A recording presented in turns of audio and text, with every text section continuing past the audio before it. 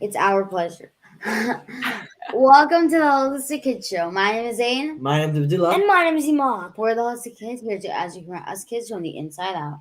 Math, science, English, PE, these are all really important classes. But after doing almost 100 podcast episodes with world-renowned experts, we have realized that none of those really matter if you don't have your health. Really? Then I have to do those subjects. Yay, I will tell them tomorrow. I don't think that's a good idea, but we need to learn more about health. So why aren't we taught more about health in school? Well, I don't know that, but that needs to change because we kids can become our own first doctor. Really, how? Well, today let's ask Dr. Melinda Ring all about that. Dr. Melinda Ring is an integrative holistic doctor in Illinois. She serves as the director of Osher Center for Integrative Medicine at Northwestern and has spent over 2 decades witnessing the transformative power of food as medicine. She created a program at Northwestern about culinary medicine, combining the art of cooking with the science of medicine, which she discussed in her TEDx speech last year. Well, that is my dream. So you are such an inspiration. My pleasure. Yeah, and I think you guys are on your way to all doing your own TED Talk. You're getting the experience being on the stage. Well, thank you so much for joining us today. It is so nice to have another Illinoisan on our show. Yay! Yay! Go Midwest. So, how did a conventionally trained medical doctor turn into an integrative practitioner? We would love to know your story. Well, it's interesting. I don't remember how old you guys are, but when I was 10 years old, and around that age, I grew up, my dad was a doctor. He's a pathologist. So pathologists work behind the scenes usually, and they're the ones when surgery is done and like something gets cut out, then they send it to the pathologist to look at it under the microscope. But another thing that pathologists do is they do autopsies. And that is after somebody dies, they examine the body to try to find out what's wrong with the person. And so when I was growing up, my Saturday morning activity used to be going in with my dad to do autopsies. And not every Saturday. Sometimes I would do like softball and other stuff too. But this was definitely one of the more unique ones. And so you can imagine, well, maybe you can't, but I will guide you through imagining that you are in the basement of a hospital and there is a dead person laying on a metal table, and the person gets cut open, and you're looking inside the body at all of their organs and at their stomach and at their heart and all of these kinds of things, and you see what disease does to them. And what I saw was when I touched the person's hand, I was like, oh, there's something about this person that's not here anymore. There's really there's the body and the physical, but health is more than just the physical. And at the same time, I saw how much our lifestyle affects, when you see what smoking does to lungs and how they're disgusting and black compared to the pink lungs of a healthy person, you start to see how much health is impacted by our lifestyle. And all of that really led me to say I went to medical school and residency and everything, and learned all about how drugs and surgeries can help people. But I also felt like there's a lot more that we should be doing. And that's why I think people can, to a large part, be their best first doctor. So you are a Northwestern medical doctor. So how can we kids be our first doctor? Where do we start? Because I would love to be my own doctor. You would, yeah. You don't like going to the pediatrician? Well, yeah. I mean, well, let's start by saying you should still see your pediatrician. You should still go see your doctor. Do do what your doctor recommends. If I won't get into vaccines and all of that, but I think do what's recommended for prevention for you. However, what we've seen is that the food that you eat, moving, sleeping, managing stress, avoiding toxic things, if you do those 5 things, and just try to lead a generally healthy lifestyle, you can prevent 80% of chronic disease. That's a lot of disease, cancer, heart disease, all kinds of things. And so many, I don't know what it's like. I mean, I'm curious for you guys, when you're seeing kids, you have a much different appreciation because of what you've been exposed to and your mom. But in our country, childhood obesity and weight gain and childhood diabetes and all kinds of things are just a real epidemic. And do you see that? Does that happen in your school? Are you seeing kids who a lot of kids, they have more problems with their health, and I mean it's kind of gotten more and more since Yeah. Yeah. What kinds of things do you think that they're having? Maybe asthma, right? Yeah, A lot of asthma, a lot of definitely. eczema. Yeah, both of which can be related to diet. And, so a lot of times we think about, diet and weight. And obviously, you eat a lot of junk food and cookies and all that other stuff. It's addictive and it can make you gain weight, but it can also create inflammation in the body. And that's asthma. It seems like, it's wheezing and all of that, but actually it's because of inflammation in the airways. And eczema and allergies, those are inflammation. So anybody who has anything that ends in itis, that's inflammation, gastritis, arthritis, all those kinds of things. It's all inflammation. And so much of that is by the food that you eat and the choices that you make every day. Another thing that people don't actually think is caused by inflammation is allergies. I mean, people are like, oh yeah, just normal, right? These allergies, but those are actually caused by inflammation. So that means, wait, can you heal allergies?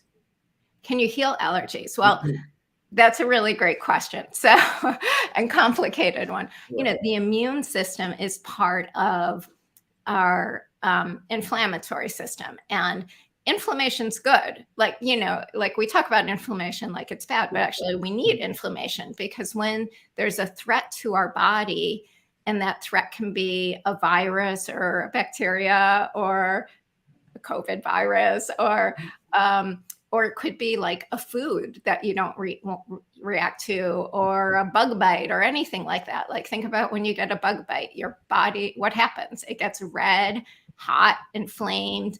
If you twist your ankle, you have an injury, get swollen, red, hot, inflamed. That's acute inflammation. And that's a good thing because it's your body actually trying to heal itself. It's sending in these chemicals to heal. It's when that inflammation doesn't resolve, and when we let it keep going, that then it starts to cause problems. Because you can imagine, it's just like going in the sun. When you go in the sun, it feels good for a little while. If you just stay in the sun for a really long time, you get sunburn and red and uncomfortable. And so a little inflammation when you need it is good. A lot of inflammation unchecked is bad for the system. And allergies are an interesting thing because sometimes the allergies are, we don't know where they come from. And you probably have kids in your schools who have a peanut allergy. That's one of the classic allergies. And it's oh, nobody can bring peanuts. You can't have snacks that have treats that have peanut butter in them or anything like that, right? Because it's a really serious thing. But then there are some allergies, like kids who have milk allergies and others, and they can outgrow them. So sometimes you can outgrow them. Sometimes you can heal the body so that you don't react so much to foods. But sometimes, they are really serious. And those kids who have serious peanut allergies can stop breathing. So yeah, got to take them seriously. Yeah, that's why. Well, it's so cool how just by eating the right foods, you can cure so many of the problems that you have and make your life feel so much better. So, I mean, you're absolutely right. All these chronic conditions can also be related to inflammation, and we talk a lot about that on the show. Yeah, you do. I bet. But can you tell us what exactly inflammation is? I mean, you went into acute inflammation, but what about chronic inflammation? And how can we actually lower that chronic inflammation? Well, so the chronic inflammation, again, is sort of when that inflammation goes unchecked. And so some of the really well-known triggers for inflammation are some things in our diet. So sugar is one of them, processed foods, like, basically if food has been processed so much, like it can stay on the shelves for years and years and still be fresh, like that is not natural food anymore. That's chemicals. And chemicals are not nutrients. And so those kinds of things create inflammation in the body.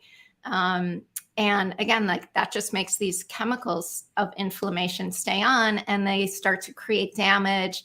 They damage DNA. They can wear away, your joints. They can lead to, you probably have talked to people about leaky gut. Yes. Inflammation's been associated with, I think you had Perlmutter on, like your brain, Alzheimer's, dementia is caused by inflammation. Like it causes so many different issues. And so, a lot of it comes down to eating anti-inflammatory foods, which are basically just like the stuff that Mother Nature gives us: healthy fruits and vegetables, whole grains. I'm guessing that you've probably had debates or had different opinions from people about, like, should you eat grains? Should you not? Like, should everybody avoid gluten? Yeah. And like when it comes to some of those, it's more nuanced. Like for some people, gluten will create inflammation, but not for everybody. Like, I don't think everybody in the country needs to, or in the world has to, like, not eat gluten. So it's a little more individualized. Yeah, like I think Ahmad and one of my other brothers, they are kind of more sensitive to gluten. But me and Zen, we, can have a little bit more than them, and we won't feel as bad as them. Yeah. And that can change too, like, so there's some people who have gluten and they have celiac disease, which is autoimmune, which is an inflammatory condition.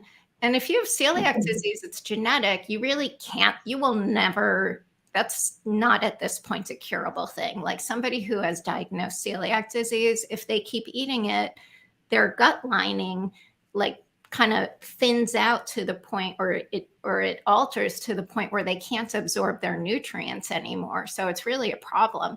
Somebody who's gluten sensitive, it's different. It's like, okay, they may have a reaction to it, or it may make them not feel as good, or it may exacerbate another thing, like with Isabella Wentz, somebody with thyroid disease, it may make it worse. But for that, you kind of need to test it. And like you said, like even within a family, that can be different. And even, somebody who has an issue when you're later and grow, older, maybe it's no longer an issue. So like, don't go your whole life thinking like, oh, something that I couldn't eat when I was younger, I will never, never, never be able to eat, because that's maybe missing out on some good food. So you teach culinary medicine. What exactly is that, and how can we kids start learning how to lower inflammation from the kitchen? So like, how does that work? Well, so culinary medicine, you guys mentioned it at the beginning. I like the term of thinking about it as the art of cooking combined with the science of medicine and nutrition. And, when I grew up, it was a long time ago. It was the 70s. And processed foods was like, it was considered so healthy then, because it was kind of the new thing. And so having pre-made, like the Wonder Bread, like this stuff that you could get that did last for a really long time. You probably haven't even heard of some of these things, like cupcakes. I've never heard of Wonder Bread. I don't know what Wonder Bread is. Yeah, like all of these things. I grew up with. And those were considered healthy because it was like a luxury that you didn't have to cook things from scratch. And so when I grew up, I didn't know how to cook. And maybe do you guys have home ec? I don't think so. No. Yeah. So home ec is like, it used to be in schools. It was home economics. And it basically taught you like basic life skills like cooking and sewing and like, We call it facts. what do they call it? Facts. That's an acronym for what? Food. I don't know. We just call it facts. But they do some of that, but that's more like just cooking and sewing, really. Yeah. Yeah. But you have to understand like my generation and like the ones after, and maybe even you. I'm sure it's a little bit, but a lot of people don't know how to cook, and they go to college and still don't know how to cook, and then they've got a family and they still don't know how to cook, and now they're supposed to be feeding their kids and they don't know how. And I know your mom is an amazing cook. Like I haven't eaten it yet. She keeps saying she's inviting me, but I've seen pictures of what she's cooked, and so do you guys help at all in the kitchen? Or Definitely. Yes, a lot. You do. So what do you like to do in the kitchen? I like to bake pancakes. And I'm more of like the guy who makes more of the cakes. Yeah, you're the baker. More of the baker. Josh. He's good at eggs. I like vacuuming. I do the easiest work. That's left but over. like the. I also make smoothies and like the fruit, and put out all of the plates and silverware and set everything up. I usually do the dishes, but if the dishes don't need to be cleaned, I just do the easiest work that's still open. Yeah. And I'm sure, as you get older, you'll help more and more with some of the other stuff. Like, one of the things I find people don't know how to do is how to use a knife to cut fruits and vegetables and things like that. And obviously, when you're too young, you can't do that, but you get to a certain age.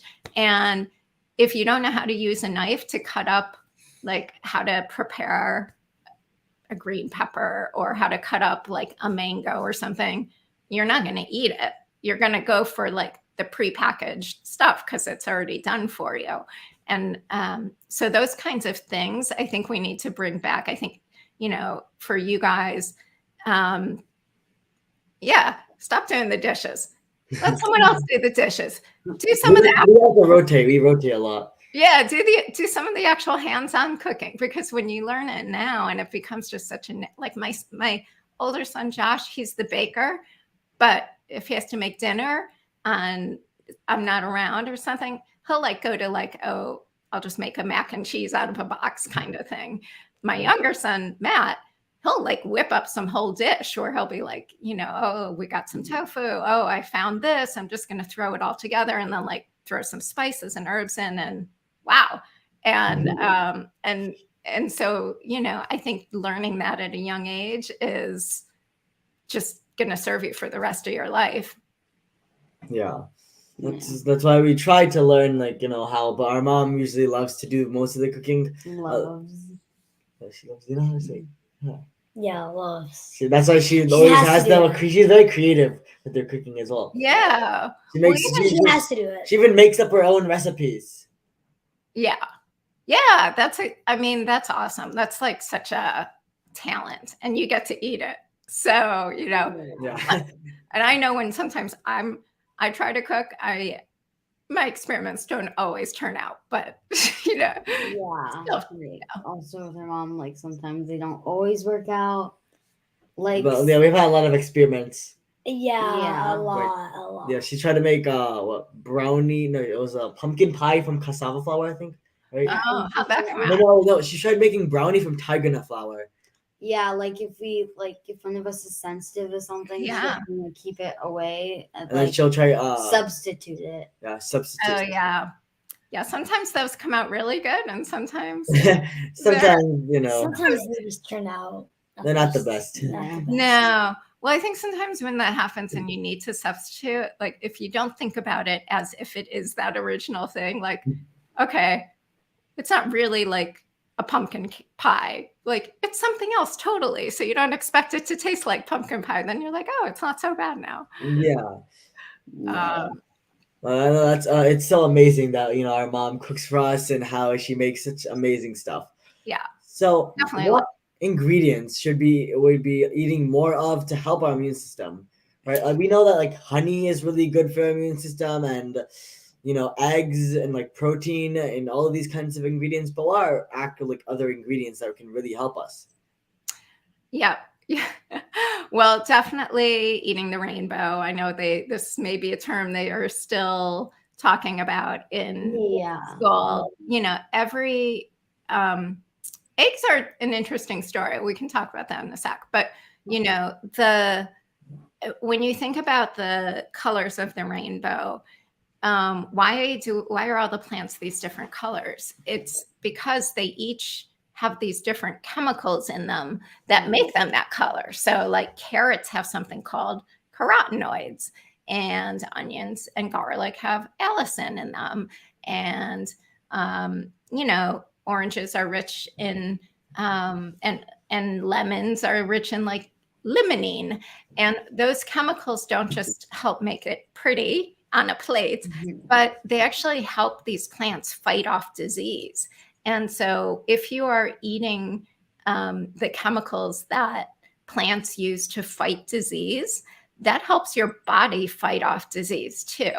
So when you eat different colors, you're just getting different, things that help support different parts of your immune system. There was a story in the news. It was in a medical journal, and then it made the news. I don't know if you guys heard about it, but basically there was this kid I think in England, and all he would eat was like potatoes and bread and maybe chicken, something like that. But he went blind because he was not eating any colors and not getting any nutrients that he needed. And so it's not just a matter of, it goes beyond preventing disease. Like your body needs these things. Like they're called vitamins because they're vital to your body. And if you don't get them, things don't work. And, so it's just really important. So definitely the rainbow. Honey, especially local honey, can help with allergies and things like that. All kinds of protein. I favor more plant type proteins like soy and nuts and those are also really good.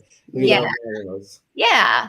I think whether or not somebody feels good when they eat meat and chicken and eggs and fish, those are like a more personal thing about what's healthy, what's not. I in my TED Talk, I said this, like, as long, just try to make sure your plate is half plants. We have, that's what we like to do. We have and also we always have the most vegetables. Yeah, we love coleslaw because they have just so much different plants. You got purple lettuce. There's like green lettuce. There's white lettuce. There's carrots in there. So yeah, beautiful, right?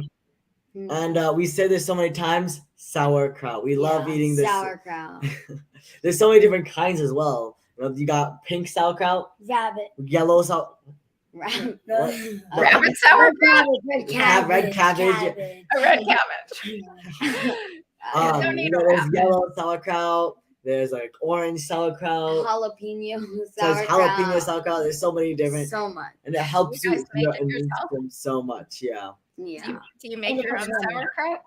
No. But we make our own broccoli sprouts. Yeah, my mom grows broccoli sprouts, so. Really? Those are one of the superfoods. Outside. Yeah. Oh. Also, I just want to say that that for rainbow foods, when we have rainbow foods, we mean like fruits and veggies, not go get a pack of Skittles and you got all the rainbow right there. Or just get that's true. What a bad thing. They're always like, eat the rainbow. It's like, not the Skittles rainbow. Yeah, not that rainbow. the actual natural rainbow that comes from like the soil that has so many different nutrients, like red, right? It helps your heart, and orange helps your eyes, and Yeah, blue, purple Immune helps system. everything has an entire like the different benefit for each part of your body, which is why we love eating love eating the different rainbow. kinds of fruits as well. Like sometimes we'll have like tropical. We like rambutan ones, right? Rambutan. Rambutan, Yeah. and star fruit as well. That's why. Star fruit's not fruit. And yellow dragon fruit. Yeah. Yeah, it's fun to find different things, and you can find them. I don't know, like I was shocked even at Costco. They had all these organic, kind of like exotic fruits. It was pretty amazing. And I'll say, sometimes things aren't fresh, but you can get things frozen too, and they're frozen right when they're picked. So sometimes those can be healthier than getting like vegetables and fruit that have come from farms really far away. Like, the fact that we're getting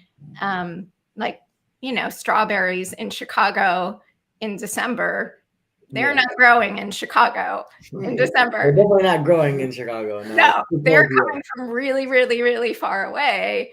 And so maybe the frozen strawberries that are a better option because those were flash frozen right when they were made. And so, putting those in your smoothie or making something out of them is a great idea.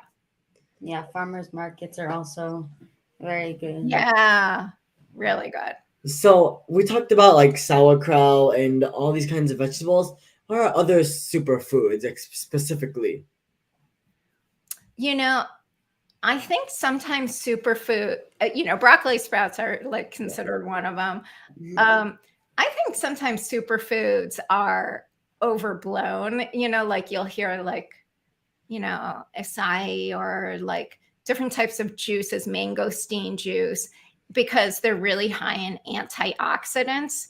And that antioxidants help quench damage to your DNA that happens, throughout your body when it gets exposed to certain things. But really, like common things, like I would consider blueberries, which are pretty common these days, like that's a superfood to me. Sauerkraut you mentioned, that's a superfood. It's because all that fermentation helps your gut, and your gut is where a lot of your immune system is. So that's great that you're eating a lot of that. And I think one reason why blueberries are probably a big superfood, I mean, that's where you get your blue from. If you have a rainbow, there's not many blue fruits or vegetables out there. So that's why blueberries are especially amazing. Yeah, really good for you. Awesome. They taste really good. Yeah. They taste so good. I know. They're so good. So this was amazing. Amazing. What is one thing kids can do today to become their very own first doctor? Well, if you're not involved in making your own food, I would say talk to whomever is and see if you can help out a little bit and try to make the choices of getting more of that rainbow on your plate. And if you ask to do it for you, you're also going to make the adults in your life healthier too. So really, you can be your own best first doctor, and maybe even that of your parents.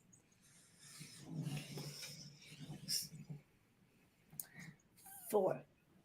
Please tell us more about you, your amazing work. Okay, well, let's see. I work at Northwestern, and that's an academic center. So we train medical students. We train the future doctors, basically. And so when you're in a place like Northwestern or some other university, it's a little different than going to a clinic that's in the community, because not only are they involved in seeing patients, but that's also where a lot of the research happens that is changing how medicine gets practiced. And then the teaching, like if we don't teach doctors, which is what I'm doing with this culinary medicine, cooking up health, if we don't teach doctors that they need to tell their patients about health and nutrition, then patients won't hear it from anybody. They need to hear it from their doctors. So that's what I do. I love to do that. I love to talk to people about food as medicine, and I like treating women. I don't treat kids. I have kids, don't treat them.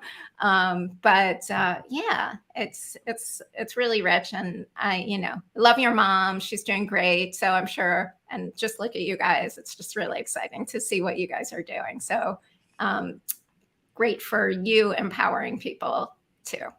Well, it's our pleasure. It's our pleasure. So that was so empowering. Everyone, make sure to follow Dr. Melinda on social media. We love all the content she puts out there. So thank you so much, Dr. Melinda. That was so awesome. Let's recap Dr. Melinda's key points. So us kids are getting sicker and sicker, and most of these conditions are fueled by our diet. Food can make us feel better or faster, or it can do the exact opposite. Inflammation is the root of your chronic health conditions, and we can also lower chronic inflammation by the food we eat. Removing toxins and lowering stress is also really, really beneficial to living healthy lives. So sugar, processed foods, especially foods that can sit on a shelf for years and years, can all lead to inflammation and can create damaging DNA, leading to leaky gut, so teaching us to find, prep, and cook anti-inflammatory ingredients in every meal we eat.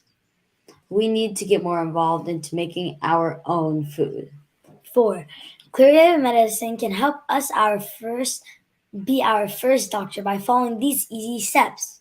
Number 1. Plant. We need the rainbow in our everyday routine, because plants are full of phytonutrients and vitamins that fight all of the root causes of disease. They're packed with antioxidants, and they also support our gut microbiome. They detoxify the body as well, so they're amazing for your entire. They are beneficial for your entire body, from your head to your toes.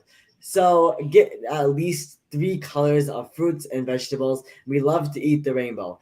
Also, each color has its own unique phytonutrients. Have fun with your fruits and veggies, because we love the exotic fruits as well. And local honey can help with allergies, and plant types proteins are also great options to lower inflammation.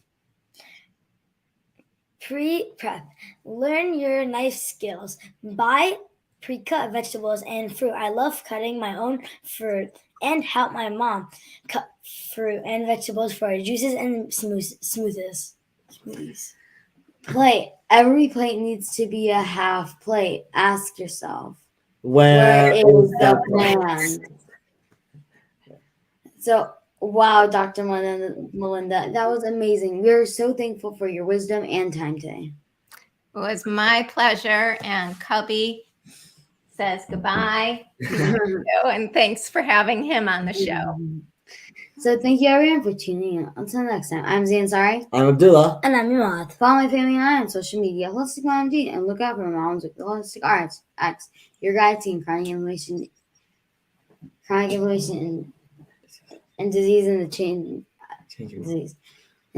world, and the amazing children we wrote together called Adam's Healing Adventures, the Power Brain Boosted Foods, and the newest one out called Adam's Healing Adventures. Gratitude is a superpower. Kids need to learn from other kids. Please download our podcast and iTunes and leave a review so other kids and families can benefit. We need to work together to create a healthy future for all of us and the planet. Join us next week for another episode of Holistic Kitchen, where kids are empowering kids. Thank you, everyone. Thank you, everyone. Bye.